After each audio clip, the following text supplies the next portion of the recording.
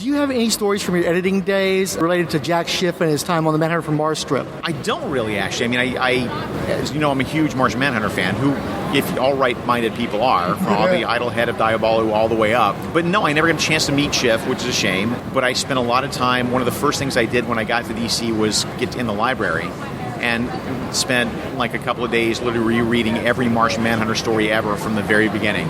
And they were wild. They were great. And clearly they had no idea what they wanted to do with that strip for a long back and forth all over the map. But it was a lot of fun.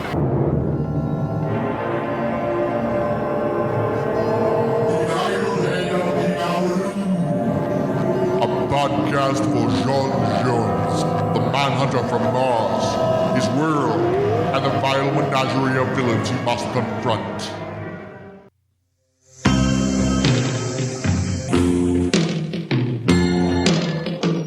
It's JL, we're covering the Silver Age.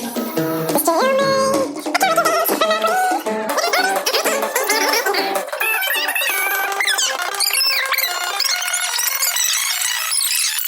The annual JLMA event is upon us once more. In 2018, we're reading The Silver Age from 2001. The journey begins in the podcast Justice's First Dawn and continues in the shows Relatively Geeky, Coffee and Comics, Supermates, Waiting for Doom, Idlehead of Diabolu, The Longbox Crusade, The Lantern Cast, Batgirl to Oracle, Comic Reflections, Cosmic Treadmill, The Fire and Water Podcast. Do you know it's JL?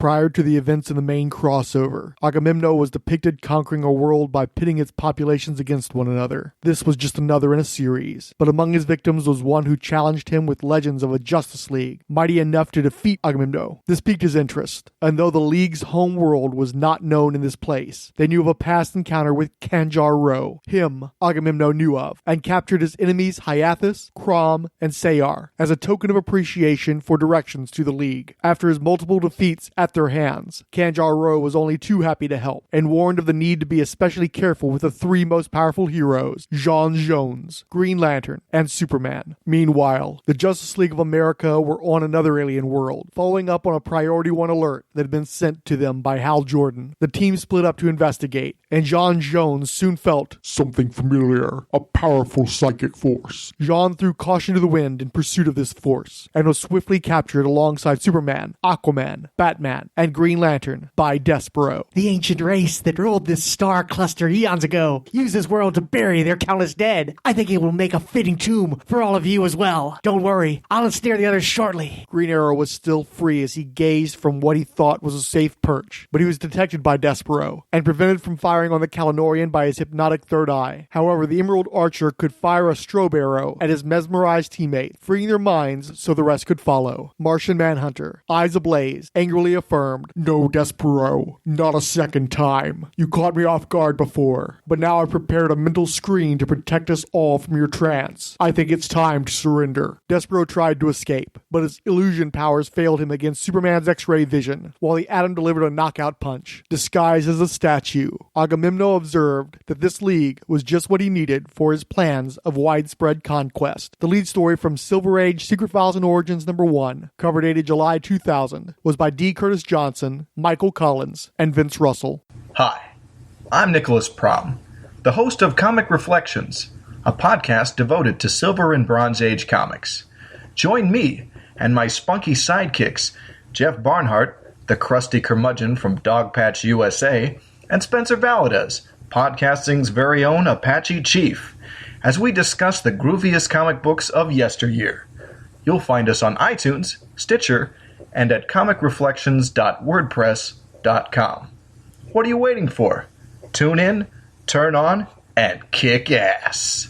Since Green Lantern Hal Jordan had managed to restore the Justice League of America to their own bodies, the heroes now had to deal with the repercussions of Batman's plan to smear their name while villains possessed their forms. Worse, the crooks had disabled the entire Green Lantern Corps while employing the combined might of the Owen Central Power Battery, the Absorbiscon, and a prismatic jewel from Krypton. With this assortment, they knew everything that took place on Earth, including the secret identities of the superheroes and the whereabouts of their loved ones. The heroes tried to gather their friends for safety, including police policewoman Diane Meade at the hidden Gorilla City. On the streets of Moscow, the Russian army tried to capture Martian Manhunter and the Flash to prevent their presumed plot against the planet. Within the Kremlin, the country's leaders had been de-aged to childhood by a newly empowered Kronos. J'onn J'onzz and other heroes burst in to combat the fiends, but Mr. Element doused him in napalm. Gardner Grail and the Metal Men sacrificed the last of their power to rescue the alien Atlas, who in turn saved the Scarlet Speedster from a temporal trap. Yet the heroes lost more than they gained, down 7 comrades to temporarily drive out 2 foes. More heroes faltered, until only 8 remained. An offhand comment by Green Arrow made Martian Manhunter think of Robby Reed in his H-dial, but he couldn't share his idea with his fellows. While J'onn shielded his mind against the Absorbiscon, the League went on a suicide mission to the lair of Lex Luthor in Metropolis. When the heroes were on the verge of defeat, the alien Atlas returned to attack the Injustice League. This was actually a distraction play, as Robby Reed quietly guided the fallen hero's fingers to employ his H-dial. Each JLAer became a temporary new hero, unfamiliar to the villains, and between the element of surprise and teamwork, the day went to the good. J'onn J'onzz became the teleporting Go-Go, very necessary when Agamemnon suddenly returned, embodied in the artifacts. Although Thanagarian Hawkmen and a restored Green Lantern Corps played important roles, Go-Go ripping the Absorbiscon and Kryptonian Jewel out of Agamemnon surely contributed mightily. The Corps used the Absorbiscon to erase the heroes' secrets from the minds of their friends and foils. Agamemnon was taken prisoner by the Green Lantern Corps, and Robby thanked J'onn for letting him play in the big leagues at least once. However, it was hinted that Robby would get one more chance in an as yet untold story. SOS to Nowhere, from Silver Age 80-page Giant number 1, cover dated July 2000, was by Mark Waid and Eduardo Barreto.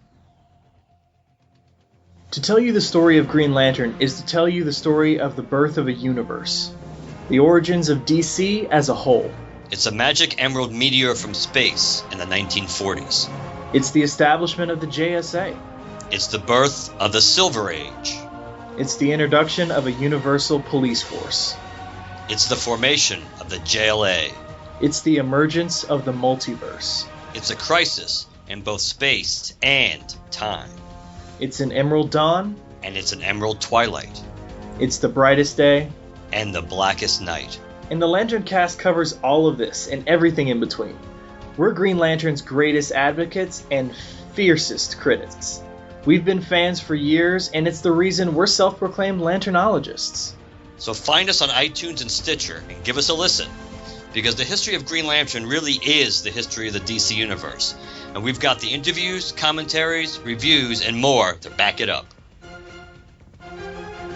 Before we get started on the last round of Silver Age Robby Reed stories, let's address the elephant in the room. Okay, elephant is probably too big of a mammal. More like, I don't know, the emu in the room. Post-crisis continuity as it relates to the quasi-period setting. When is the year 2000 Silver Age event meant to take place, given that the continuities of The Flash, Green Lantern, Aquaman, Green Arrow, and the Atom were left relatively intact following Crisis on Infinite Earths? The 7-member Justice League of America debuted in 1960, but this incarnation includes Green Arrow and Atom, so that pushes it into 1962, the same year the Metal Men premiered. Despite the presence of the Thanagarian Wingman, Cater Hall appears to be absent, but in real life joined the JLA in 1964. His continuity was still such a mess in the year 2000 that it can be assumed Martian Manhunter filled any holes he left, while he was being largely omitted from those older stories, aside from whichever ones were supposed to feature the Golden Age Hawkman as the Justice Society of America liaison. That option isn't referenced in this event, and it's worth noting that Superman appears to be a member of the team. The Man of Steel's membership was pointedly withdrawn in the 1980s, but that distinction was substantially blurred by retcons throughout the 90s and 2000s, so nobody would squawk about that the way they would if Wonder Woman were present. The 1987 George Perez retcon saw Diana debut during the Legends crossover, and eventually replaced by Black Canary, as seen here, whereas Superman's and Batman's distance from the team narrowed in the years after the crisis. Wonder Woman's was rigidly reinforced for 2 whole decades. Gee, nothing at all sexist about steadfastly pretending Wonder Woman came along after every single member of the classic JLA, the Detroit era, and even a whole incarnation of the International League, expanding outward but maintaining the Themysciran thread. The version of the Teen Titans featuring Wonder Girl debuted in July of 1965, and that was the same year Metamorpho arrived, and the Challengers of the Unknown began wearing their yellow and red outfits. Robby Reed is probably the best indicator, since he and the H-Dial didn't debut until 1966, but one of his stories from late 1967 is explicitly referenced in a short piece from Secret Files and Origins. The Barbara Gordon Batgirl also debuted in early 1967, and Deadman arrived 5 months later. Finally, the whole event is largely derived from the March 1968 cover dated Justice League of America number 61. In fact, why don't I recount Operation Jail the Justice League by Gardner Fox, Mike Sekowsky, and Sid Green, the Martian Manhunter's last Silver Age adventure as an unreserved member of the Justice League, began with Jean actually attending the regularly scheduled meeting of the team again. Green Arrow arrived late, only to announce his resignation. I'm giving up my secret identity as Green Arrow, and I strongly advise the rest of you to go back to your own civilian identities. Abandon your role as superheroes. Manhunter seemed more mildly amused than shocked at this declaration, though his fellows were clearly concerned. As a group, the League decided to observe Green Arrow's wish that they not investigate his motivations or an additional warning of disaster he hinted at. As individuals, however, they all donned Green Arrow disguises and began patrolling their respective cities in his name. From green-skinned Martian to Green Archer. A Green Arrow patrolled Gotham, falling victim to the Penguin of all Batman's foes. Lex Luthor, Tattooed Man, Cutlass Charlie, Captain Boomerang, and Mr. IQ are similarly more effective against their usual foes, seemingly handicapped by the Arrow guise. Following the pattern of Jack Miller's scripting on his solo series, Martian Arrow found himself in a city somewhere on the Atlantic coast, where he spied Dr. Light robbing an armored car. Not Professor Hugo or the faceless Mr. V, mind, but a random League foe, clearly not following the Miller pattern. Manhunter was also back to having his alien powers while in human form, as evidenced by his adoptive weapon of choice shattering in his hands. I forgot my Martian strength is too great to handle a wooden bow unless I ease up on it. When this Green Arrow then leaped several stories to confront a villain on a rooftop, it didn't take all of Dr. Light's genius to deduce this was an imposter. A distortion beam affected the Emerald Archer's eyesight, causing him to punch wildly. Manhunter adapted by spraying bricks he dislodged throughout the area, following the sound of Light's cry of pain to add right hook to injury. The alien Archer pulled his punch so he could interrogate Light, who recovered in time to ensnare Manhunter in spiral light coils from a ray gun, before exposing him to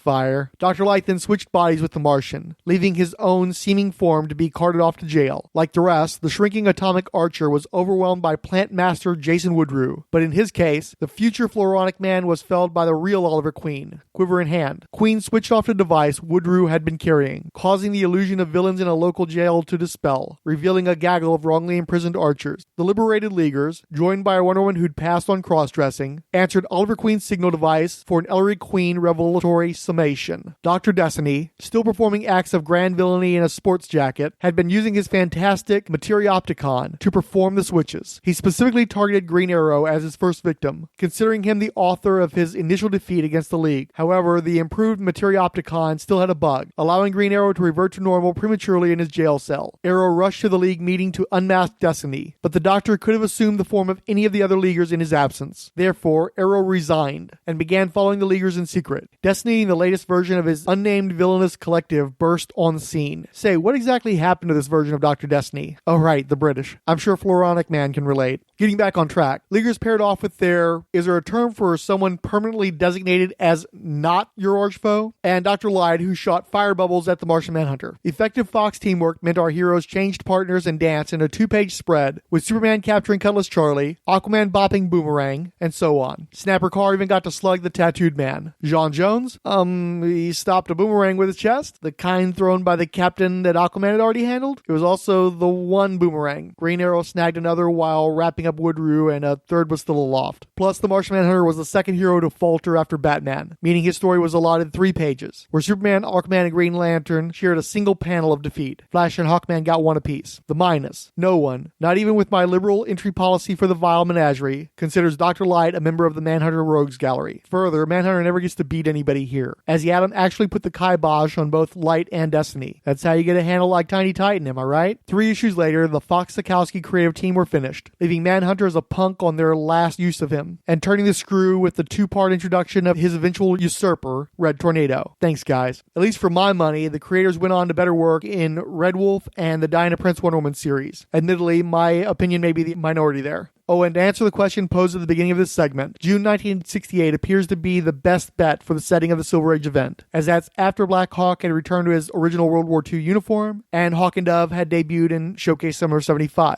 Since it seems like pains were taken to include as much period-authentic detail as possible without directly contradicting the post-crisis continuity, Jean's presence could also indicate the story taking place before his exile from Earth in 1969. Sawate. My name is Stella, and I am the host of Backrow to Oracle, the Barbara Gordon podcast.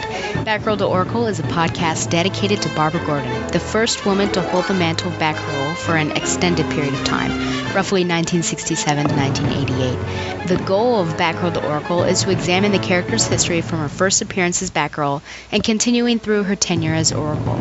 Each episode looks at a vintage issue of Detective Comics or Batman, as well as other books like Justice League and Freedom Fighters, and modern issues of Batgirl and Birds of Prey.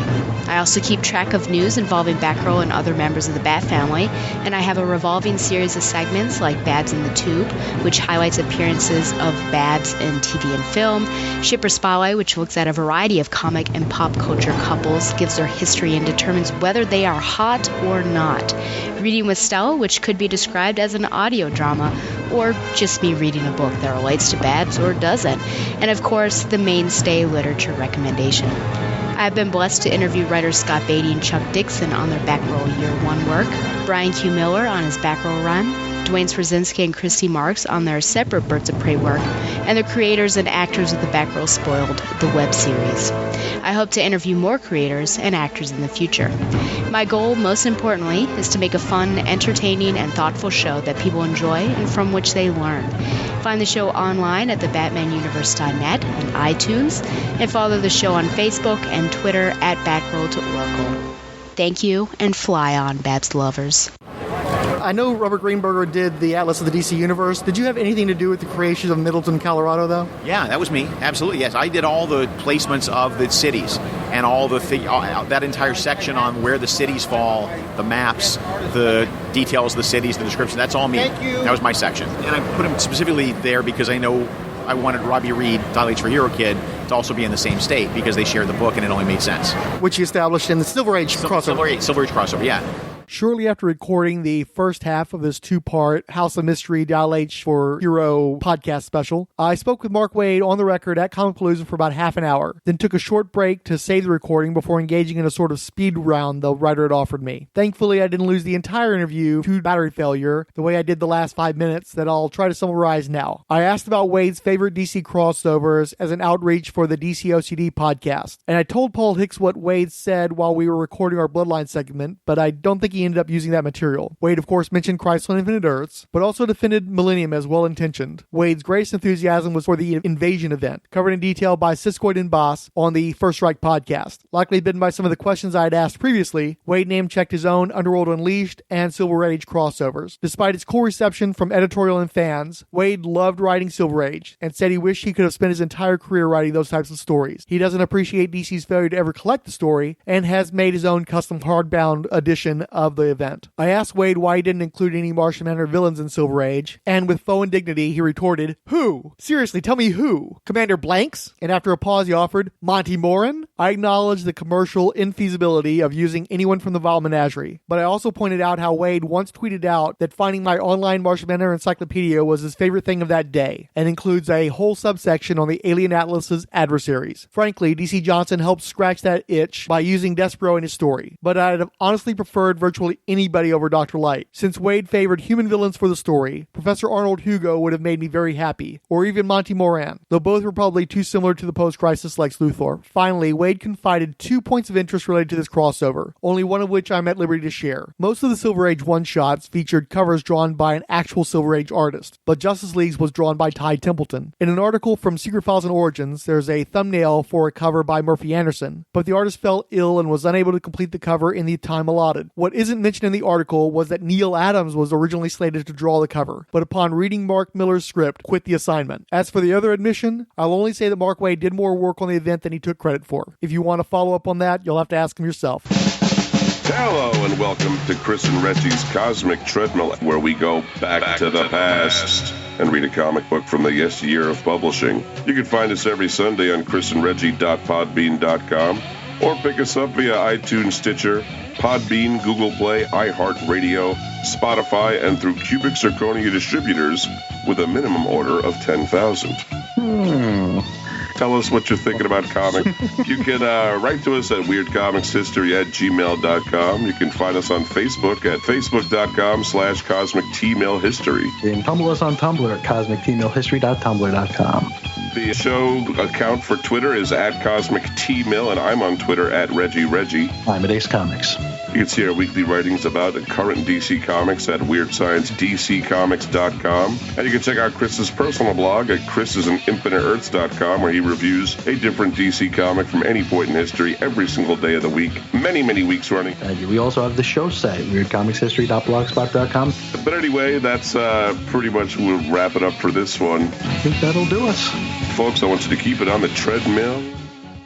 Picking up on Robby Reed's solo stories with the January 1967 cover dated House of Mystery number 164. 3 underwhelming new H-style identities battled the silly supervillain Dr. Cyclops in a typical story. Dave Wood and Jim Mooney remain the creative team, as with most of the rest of the strip's run. There's a Captain Action ad in here that may throw you, as he is a man of 10 pictured heroic identities his own self. Against my expectations, given the utterly ridiculous heroes, who's this, was this, and how's this, and powers that included becoming a human boomerang and a super ball, the story The Freak Superheroes from issue 165 was easily one of the most entertaining stories of the run. Dr. Igoro Mortis is a sinister mad scientist for hire who controls a zombie with laser vision called Superhood, though he was technically a human-like robot, surely to smuggle him past the Comics Code Authority restrictions. In this case, the H-Dial is supposed to be spitting up duds, and the adversity caused by this circumstance while facing an actually threatening foe pays off in the story. As an added bonus to an already exceptional issue is a 2-page centerfold of all the H-Dial heroes to date. Number 166's King of the Curses starts off well with a nicely designed menace in the Cougar Man that offsets the hideousness of Robby's initial patriotic hero, Yankee Doodle Kid. Unfortunately, the plot is a shambling mess of unbelievable and uninteresting circumstances, culminating in Robby's turn in red face as Chief Mighty Arrow with his own, quote, winged engine pony, Wingy. Okay, Pony Pal, let's hit the warpath and see if we can't scalp that menacing monster bird before he does damage. Of course, he has exploding arrows and a size-changing tomahawk, but the true high camp is a Native American headdress with jet-propelled tickle feathers. If that's your jam, you can have this thing. I don't want it. By the way, this issue sees Susie move in next door to Robby Reed, and she likely will also find herself in a do-not-want scenario before all this is said and done. Less offensively, number 167's The Fantastic Rainbow Raider still landed with a thud. The title does not refer to the Flash villain, but rather another hood who changes skin color to summon various powers. So many unwoke jokes about good credit and bigger feet, but I don't want to lose the points I made off taking down Chief Mighty Arrow. Aside from the triumphant, I guess, return of Radar Sonar Man and another instance of Robby squealing over perceived mortal doom, there was nothing to podcast about here. Actual continuity rears its head in number 168, although it's fairly pitiful. Mr. Thunder returns, but since Marco Xavier almost immediately stole the shtick of an international high-tech criminal organization for the Manhunter from Mars backup strip, some radical changes are made. Apparently, Robby Reed successfully put down Thunder in just 2 episodes, so hopefully they were a lot weaker than Vulture, which plagued John Jones until the end of his run on the title. The previously non-powered Thunder leader gains lunar-based abilities and transforms into Moon Man. No, they don't call him the Streak, so don't look at that, all for the best, since both Susie and Miss Millie are in the story, so criminal charges would have been multiplied. Moonman instead attracts and repels objects, as well as creating temporary lunacy in crowds with his finger rays. Meanwhile, Robby becomes the Hoopster, who does super-powered ring tosses while wearing orange briefs. At least the mole turns up on the back end. Now, over the course of this round of stories, Robby's girl crush Susie started mooning over the various H-style heroes. This is to Robby's chagrin, as he wishes Susie would admire him in the way she does the heroes, even though Robby doesn't do anything she knows about besides excuse himself whenever danger presents itself. Maybe the H-Dial can rescue Robby from his self-inflicted friend zone, but not in issue number 169. There, Susie deduces Robby's secret identities and takes temporary possession of the H-Dial to become Gym Girl. Couldn't have that in the He-Man Woman Haters Club, so Susie bumps her head and gets amnesia. Maybe Susie's arbitrary disempowerment inspired the unisex users in the later H-Dial revivals. We're in the home stretch now that we're in the 170s, starting with the last Jim Mooney issue. Whoops, it turns out Thunder is still around, and Robby defeats them while he's lounging on a cruise ship. An ignominious departure for Jim Mooney. Issue 171 involves Robby becoming several awful heroes and being shrunk into the domain of the micro monsters. Once there, he must contend with human species trader Doc Moorer, who agrees to help the monsters go macro to almost invade the Earth. This issue began the short stint of Frank Springer on art, and you will never appreciate Jim Mooney as much as when you realize this strip loses its will to live without him. The design work is wretched and the storytelling off-putting. I'll be honest, I gave up outright reading this one early on and just skimmed it. TLDR, no regrets. 172's monsters from the H-Dial is a little better, but gave me flashbacks to the worst Diabolu Idlehead tales. Robby's latest never before or seen since buddy Jim becomes a lame creature every time the H-Dial is used. Robby fixes the glitch, and hopefully Jim won't need therapy. Meanwhile, a trigger warning, this one features the return of Chief Mighty Arrow and Wingy, so Native American readers may need that therapy for themselves. Finally, hallelujah, Revolt of the H-Dial from the March-April cover dated 1968, House of Mystery number 173 brings the curtain down. Good thing too, as the cover is alarmingly different from any before it in the Dial H run, and closing artist Sal Trapani is a step down from Springer. The final flavor change to the already too familiar formula sees Robby's heroes doing a mid-adventure heel turn into larceny. Once he, perhaps only seemingly, gets his head screwed back on right, Robby leads authorities to his misappropriated loot. In that aforementioned long overdue coda to the series, from a short backup feature in the Silver Age Secret Files and Origins, Mark Waid, Jim Mooney, and George Freeman offered The Secret of the H-Dial, written by the finally fully named Susie Shoemaker as a typewritten expose for the Littleville High Clarion. The last appeared to blackmail Robby Reed for access to the H-Dial. Oh please, Mr. Boy Genius. People don't get amnesia from a whack on the brain case. I was faking because I want to keep playing. Robby revealed to her how he got the dial, some of his properties, its hiding place, and his adventures with it. Then he began to leave to use it on an accident announced on the radio, leaving Susie behind. He got bullied enough at school and refused to be extorted at home. But that junk about the excitement, how cool it is to be something new in a town that doesn't change, I never said that. Susie paused, then said sadly, I know. Robby thought for a moment, then offered the dial to Susie to help with the chemical spill. He became Tommy Tomorrow, and she became some sort of Supergirl. Robby did tease her about being greedy, and what was that about you wanting to change? But we're not done with Robby or Susie just yet. Aquaman and Firestorm fighting crime together. Soak 'em down or burn 'em up. No one does it better. Whenever you find trouble, they'll always be there to catch them in a bubble or even torch their hair. They stand for truth and justice in sea, on land, and air. Firestorm and Aquaman, they make a super pair. The Fire and Water Podcast, celebrating Aquaman, King of the Seven Seas, and Firestorm, the Nuclear Man. Available weekly on Aquaman Shrine, Firestorm Van, and on iTunes and Stitcher. I'm one of your hosts, the Irredeemable Shag, here to talk about Firestorm. Along with me is my co-host Rob Kelly, here to talk about some guy that talks to fish. Really? You're going to pull this crap during the promo? Bad enough I have to put up with your shenanigans every week, but... I don't have sales numbers for the Manhunter from Mars' strips last year in Detective Comics, but the title was selling 265,000 copies in 1962 and added about 40,000 readers after Julie Schwartz took over editing the series. Dropping the Manhunter feature in favor of Elongated Man did not hurt the book, and the Carmine Infantino art obviously helped. That said, House of Mystery saw over 50% of the same gain by making John Jones and Zook the cover featured stars of the anthology, based on numbers from 1962 versus 1965.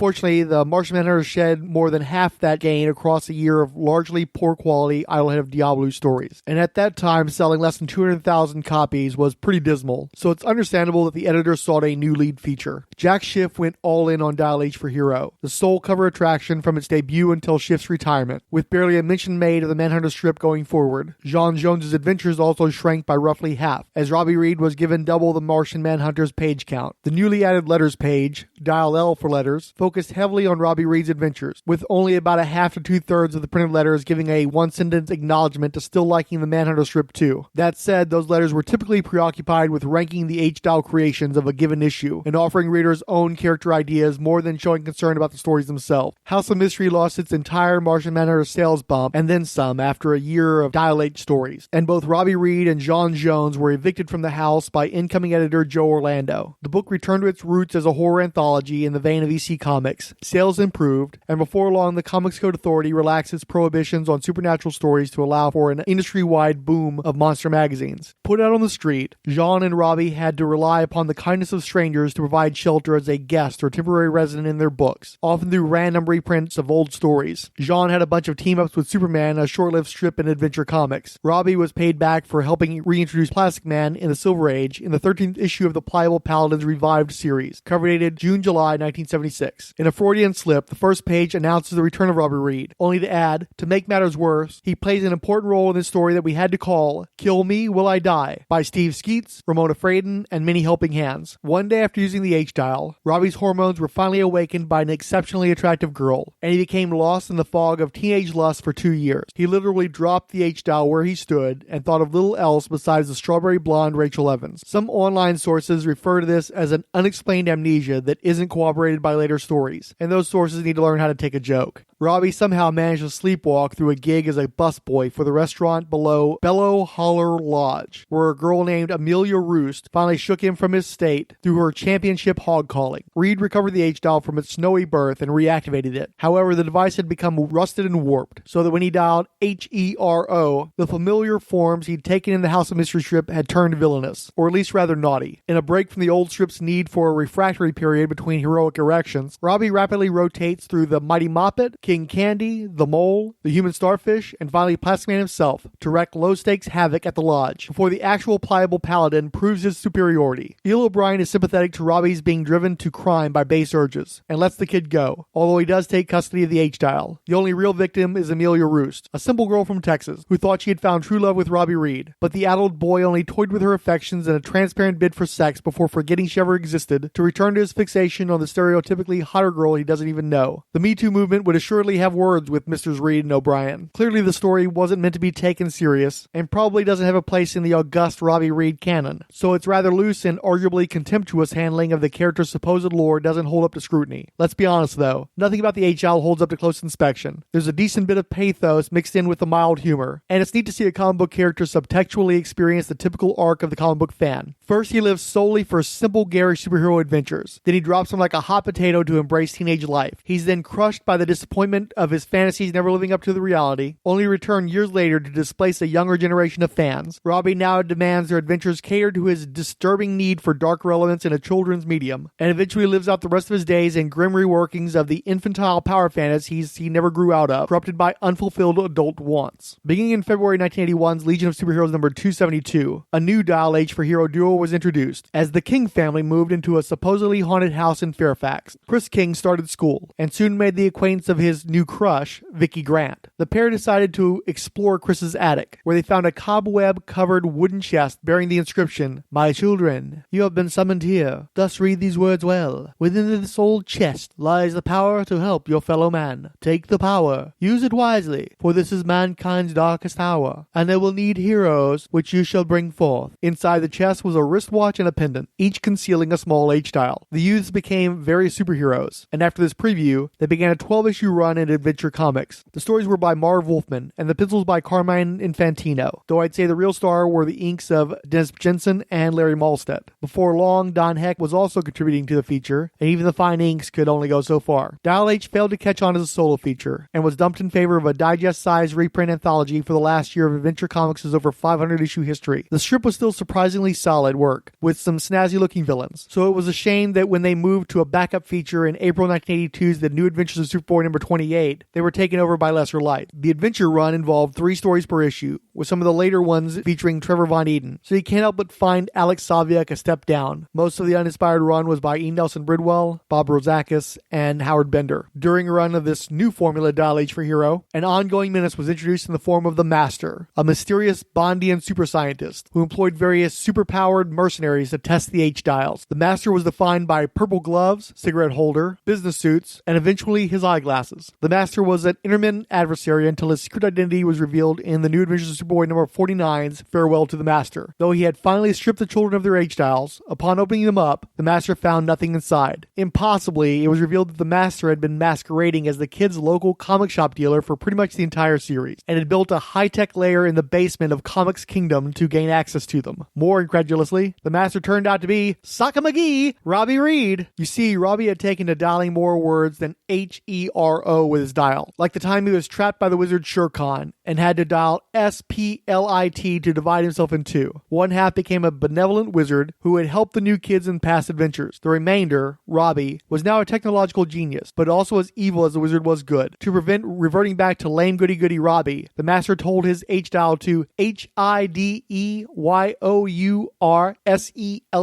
The wizard and the Master began warring with each other, with one creating hiding the new dials used by Chris and Vicky, while the others sought those dials and the original he himself had caused to vanish. Finally, the wizard urged the master to use the original dial, and they reintegrated. However, the experience had put Robby off, and he presented the original H-dial to a third friend of the new kids, Nick Stevens. Their final adventure declared, and then there were 3, though to my knowledge Nick never appeared again. The feature was dropped from the last few issues of Superboy. Chris King eventually returned in the New Teen Titans number 45 to reveal he and Vicky had dated until they broke up before he went off to college, and he'd already left his heroing days behind him. Vicky had also left the dial behind as she moved to college in Marin County, fell in with a bad crowd, and been brainwashed by a drug and sex cult called the Children of the Sun who wanted her dial. She became your basic psycho ex-girlfriend trope, fought the Titans, swore vengeance, and then she was pretty much consigned to limbo again. Over a decade later, Vicky turned up in Superboy and the Ravers, where it was revealed her mental problems may have predated her time in the cult, as it was instead ascribed to her pathological abuse of the H-dial. Relevant to this show, Chris King began living at Star Labs after he began uncontrollably turning into superheroes without the use of the H-dial. He was recruited to join a one-mission Titans West grouping, and at one point became an alien cowboy called the Martian Marshal, who was mostly John Jones in a 10-gallon hat and duster. He helped beat a group of lesser villains, seemingly picked at random from issues of Who's Who. This all took place in the first Hawk and Dove annual, and Chris has made a few cameo appearances since then. Robby Reed's last major appearances were in Will Pfeiffer's HERO series, beginning in 2003. It was revealed that Robby once became Future Boy, had a dire prophecy revealed to him, and then he couldn't make the dial work again. He tried until his fingers bled, then dumped the dial down the deepest hole he could find. He finally married Susie, but knew something terrible was going to happen to her, and he couldn't do anything about it. Eventually, a portion of his powers returned, enough to get him into serious trouble, and then a prison sentence. Robby eventually escaped after the dial was recovered and used by other people. Robby tracked the dial until he located it in a final skirmish where he lost his right index finger to laser vision. He helped end multiple homicidal threats, then hid the dial in an unknown point in time, possibly in prehistoric times, creating a loop for the presentation of the H-dial. He eventually caught up with his estranged wife Susie, and though they did not reconcile, we see their infant child Jerry manifest powers of his own. So that's it for this year's JL May, or JL July, whatever you want to call it. I'm not sure what happens next year. The Waiting for Doom guys usually organize this thing, and there's a pretty clear Doom Patrol undercurrent to these affairs. Luckily, I've already written coverage for the 10th Circle on the old blogs, and I'll even play the role of Crucifer when we do the radio drama once Paul and Mike finally dig into that John Byrne run they've been assembling by happenstance and charity. And now the Martian Mail.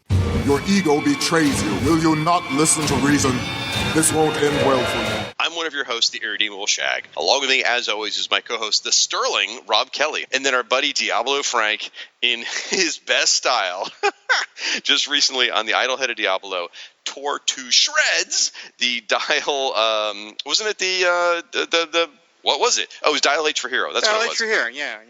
Yeah, and I salute you, Frank. That thing was a work of beauty, what you did there, buddy. The Robot Brain has been directed to Facebook and found DeBaish, Pat Sampson, Derek William Crabb, Ruth Sutherland, Keith G. Baker, and the Rad Adventures Podcast Network. Let's realign it to Twitter, where we turn up the first Bat, 108 Sage, Dr. Ange, Bat at Shapirak, Bill Bear, Brian Mulvey, Cash Flag, Chris at Bat Books for Beginners, Chris and Reggie's Cosmic Treadmill, co-starring Chris Sheehan, Coffee and Comics Podcast, Comics Reflections, Darren and Ruth Sutherland, David C. Otero, DCOCD Podcast, Dr. G. Nerdologist, Ed Moore Jr. at Indie Comics Fan, Miskatonic and Teal Productions, as well as Inigo Montoya, Fanholes Podcast, Firestorm Fan, Gord Tolton, Goth but like lazy, History of Comics on Film, Paul Hicks, Into the Weird, Irredeemable Shag, Jacob Proper, Jeffrey Brown, Jerry Whitworth, Joe Crawford, Justice First Dawn, Justice Trek, the podcast, Keith G. Baker, KEKW, Laurel Phillips, Longbox Crusade, Luke Dobb, Matches Baloney, Max Romero, Masters of the Universe Cast, Nerdfix Strangers, Odell Abner Dracula, Osito Pintorvi, Rad Adventures Podcasting Network, Randy Caldwell, Relatively Geeky, Richard Field, Ryan C. at Trash Film Guru, Ryan Daly of the Cheers Cast, Seth Briz, Siskoid, Slangwood Resist, Stella the Shipper, Steve Chung, Terrence Cassenguay, Tim Price, Trekker Talk, Warlord Worlds, Willie Yarbrough, Xenozoic Xenophiles, and it's Mr. Zachary. Illegal Machine wrote, so the JL May intro song is 3 minutes, huh? Kichi Baker wrote, wow, that's something. Extended cut intro songs are just the best. Coffee and Comics wrote, I wonder how many people caught your South Park reference, Frank. And Hicks wrote, you got the year wrong in your text, LOL. Podcast listeners should feel free to leave a comment on one of our blogs, either the Umbrella Rolled Spine podcasts or the specific Idle Head of Diabolu blog. Both are available quite easily through Google searches. You can also shoot me a tweet at Commander Blanks, that's BLANX. Thank you for listening.